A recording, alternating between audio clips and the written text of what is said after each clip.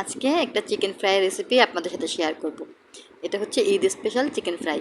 আচ্ছা, এর জন্য আমি কিছু থাই পিস নিয়ে নিয়েছি আর একটু বড় বড় করে কেটে নিয়েছি। এর জন্য 1 টেবিল চামচ রসুন বাটা আর 1 চা চামচ আদা বাটা, 1 চা চামচ গোলমরিচের গুঁড়ো আর 2 টেবিল চামচ ভিনেগার আর টেস্ট অনুযায়ী লবণ দিয়ে ভালো করে মাখিয়ে নিতে হবে। এটাকে মাখিয়ে প্রায় আমি 1 ঘন্টার জন্য রেস্টে রাখবো। 1 ঘন্টা পরে আমি এটার অন্য অন্য উপকরণ অ্যাড করব। এখন এটাকে আমি 1 ঘন্টা হয়ে গিয়েছে। 1 ঘন্টা পরে এখন আমি এর মধ্যে বাকি উপকরণগুলো এক এক করে অ্যাড করব। প্রথমে দিয়ে দেবো হচ্ছে 1/2 কাপ আটা আর 1/2 কাপ কর্নফ্লাওয়ার। আটা যা যাবে কর্নফ্লাওয়ারও তাই যাবে। এখানে ময়দা দিলেও হবে, ভালো হবে আরও, কিন্তু আমার কাছে এখন আটা দিয়েই আমি করে নিচ্ছি। তো 1/2 কাপ আটা আর 1/2 কাপ কর্নফ্লাওয়ার আর সামান্য লবণ আর 1/2 চা চামচ বেকিং সোডা, 2 চা চামচ মেয়োনিজ। এখানে 2 চা চামচ মেয়োনিজ দিয়ে দিয়েছি। আর বেকিং সোডা যদি না থাকে বেকিং পাউডার দিয়েও করা যাবে। সামান্য হচ্ছে পাপরিকা পাউডার আর সামান্য দেব হচ্ছে কাশ্মীরি লাল মরিচের গুঁড়ো। এগুলো দিয়ে চিকেনটাকে মাখিয়ে নেব আর টেস্ট অনুযায়ী লবণ দেবো, দিয়ে চিকেনটাকে ভালো করে মাখিয়ে নেব। আর এর জন্য এখানে একটা ডিম লাগবে। এখন আমি ডিমটা এখানে ভেঙে দিলাম, দিয়ে ডিমের সাথে মাখিয়ে নিব। আর সামান্য একটু পানি দিতে হবে, একবারে বেশি পানি দেওয়া যাবে না, অল্প অল্প করে একটু পানি দিয়ে একটা স্টিকি ভাব চলে আসবে, যাতে চিকেনের সাথে আটাটা খুব গায়ে গায়ে লেগে থাকে।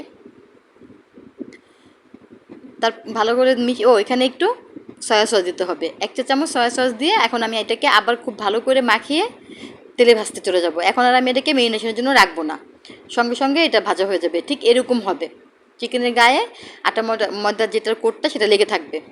এরকম পর্যায়ে হয়ে গেলে আমার এটা তৈরি হয়ে গেল। এখন এখন আমি তেল গরম করে দিয়েছি, তেলটা যখন গরম হয়ে যাবে তখন আমি চিকেনের পিসগুলো তেলের উপর দিয়ে দিব।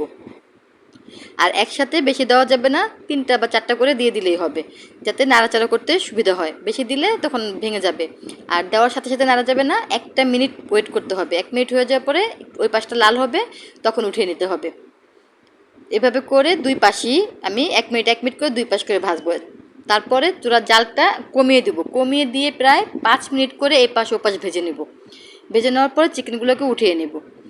এভাবে করে আমি সবগুলো চিকেন ভেজে নেব। সবগুলো চিকেন ভেজে নেওয়ার পরে আমি প্রায় 15 মিনিট পরে চিকেনটাকে আবার ভাজবো।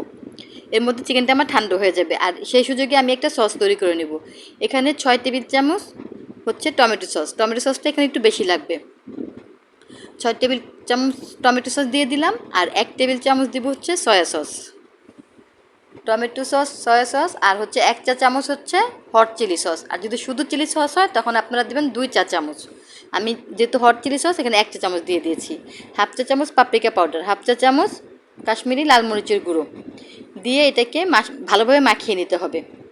মাখিয়ে নেওয়া হয়ে গেলে এখন এর মধ্যে দিয়ে দেবো হচ্ছে 1 টেবিল চামচ ভিনেগার আর 1 টেবিল চামচ মধু। এখানে মধুটা দিলে টেস্টটা কিন্তু অনেক ভালো হবে, স্মেলটাও ভালো আসবে, টেস্টটাও ভালো আসবে। আর দিয়ে দেবো সামান্য পানি, প্রায় 4 টেবিল চামচের মতো পানি দিয়ে দেবো। আর দিয়ে দেবো হচ্ছে 2 চা চামচ ওয়েস্টার সস। ওয়েস্টার সসটা থাকলে দিবেন, না থাকলে প্রয়োজন নেই, টেস্টের খুব একটা হেরফের হবে না। তারপরে দিয়ে দেবো 1/2 চা চামচ চিলি ফ্লেক্স। সব উপকরণগুলো দিয়ে সসটা আমার তৈরি হয়ে গেল। আর এর মধ্যে আমার ভাজা চিকেনটাও প্রায় ঠান্ডা হয়ে গিয়েছে। এখন আমি এটাকে আরেকবার ভেজে নেব। 2বার ভাজলে চিকেনটা খুবই ক্রিস্পি হবে আর টেস্টটাও ভালো আসবে। এখন আবার এটাকে আমি প্রায় 5 মিনিটের মতো করে এক সাইড ভেজে নেব।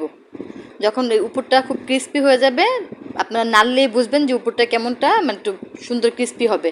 নাড়াচাড়াতেই সাউন্ডটা বোঝা যাবে। খুব সুন্দর লাল লাল করে একেবারে ভেজে নিব। ভাজা হয়ে গেলে আমি সবগুলো চিকেন আবার উঠিয়ে নিলাম। এভাবে করে আমি সবগুলো চিকেন ভেজে নেব। এই চিকেন ফ্রাইটা কিন্তু এইভাবেও খাওয়া যায়, শুধু এরকম ফ্রাই করেও ফ্রাইড রাইস, পোলাও বা বিরিয়ানির সাথে, ভাতের সাথেও খুব ভালো লাগে। এখন এইভাবে করে সবটা চিকেন আমার ভাজা হয়ে গিয়েছে। এখন আমার চিকেনটা আমি আবার সসের সাথে একটু রান্না করে নেব। এখন ফ্রাই প্যানটা গরম করে দিয়ে দিয়েছি আর এর মধ্যে সেই চিকেনের ভাজা তেল কিছু দিয়ে দিলাম। দিয়ে এর মধ্যে 3টা বড় রসুনের কোয়া কুচি করে নিয়েছি, তা একটু দিয়ে দিব তেলের মধ্যে। আর যখন এটা একটু হালকা ভাজা স্মেল বের হবে তখন আমি সেই সসটা দিয়ে দিব। দিয়ে এর মধ্যে ভাজা চিকেনগুলো দিয়ে দিব। দিয়ে সসের সাথে খুব ভালো করে চিকেনটা মাখিয়ে নিতে হবে। আমার এই ফ্রাই প্যানটা একটু ছোটো হয়ে গিয়েছে, আমি বড় কড়াইতে এটাকে রান্না করব। এটা নাড়াচাড়া করতে আমার সমস্যা হচ্ছে। এখন আমি বড় কড়াইতে এটা দিয়ে দিলাম। দিয়ে সসের সাথে খুব ভালো করে মিশিয়ে নিলেই আমার চিকেন ফ্রাইটা তৈরি।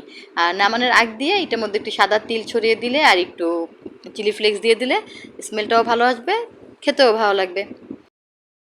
এই যে আমি ডিশে পরিবেশন করে দেখালাম আপনাদেরকে আমার চিকেন ফ্রাইটা। আশা করি আপনাদের খুব ভালো লাগবে। ঈদকে কেন্দ্র করে আমি এই রেসিপিটা আপনাদের সাথে শেয়ার করেছি। আমি এর আগেও করেছি রেসিপিটা, আমার কাছে ভালো লেগেছে, তাই আপনাদের জন্য আবার এটা আমি শেয়ার করলাম। সবাই ঈদটা ভালো কাটুক, সবার সুন্দরভাবে পরিজনের সাথে সুন্দর করে ঈদ কাটান। সবার জন্য আমার পক্ষ থেকে অনেক দোয়া, শুভেচ্ছা, ভালোবাসা।